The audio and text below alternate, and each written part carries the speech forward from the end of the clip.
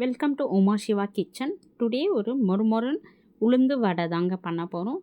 அதுக்கு நீங்கள் செய்யறதுக்கு முன்னாடி ஒரு 2 ஹவர்ஸ் முன்னாடி உளுந்து வந்துட்டு ஊற வச்சுருங்க. பாருங்கள், இது மாதிரி நல்லா பார்த்தாக்கா நம்மளுக்கு ஊறி இருக்கிறது தெரியும். ஸோ அது வந்துட்டு நைஸாக நம்ம மிக்சிலேயே வந்துட்டு எவ்வளோ சாஃப்டாக அரைக்க போகிறோம்னு சொல்லிட்டு தாங்க பார்க்க போகிறோம்.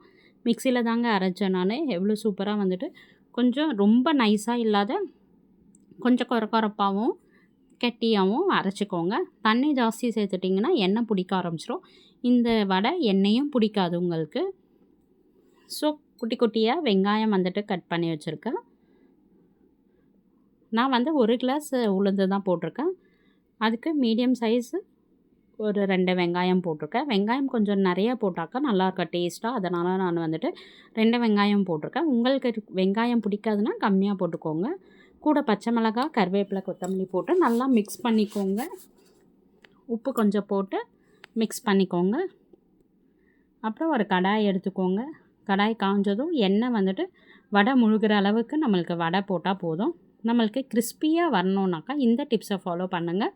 அது கூட அரிசி மாவு கொஞ்சம் போடுங்க. அரிசி மாவு வந்துட்டு ஒரு 2 ஸ்பூன் இல்லை 3 ஸ்பூன் போட்டுக்கோங்க. போட்டு நல்லா கலந்து விட்டுட்டு வடை வந்துட்டு இந்த மாதிரி நம்ம கையிலேயே தட்டி அழகாக போட்டுடலாம். ஒவ்வொருத்தவங்க இலையில் தட்டுவாங்க. ஸோ அதெல்லாம் இல்லாத நம்ம கையிலேயே கடகடன்ட்டு தட்டி போட்டுடலாம். பாருங்கள் எவ்வளோ சூப்பராக புசு புசுன்னு நல்லா வரும். நான் இத்தனைக்கும் மிக்சியில் தான் அரைச்சேன். ஸோ மிக்சியில் அரைக்கும் போதே நம்மளுக்கு நல்லா புசு புசுன்னு கிடைக்கும். ஸோ இதை மாதிரி நல்லா கொஞ்சம் பொன்னிறமாக இருந்தால் தான் நம்மளுக்கு வடை வந்துட்டு நல்லா டேஸ்ட்டாக இருக்கும்.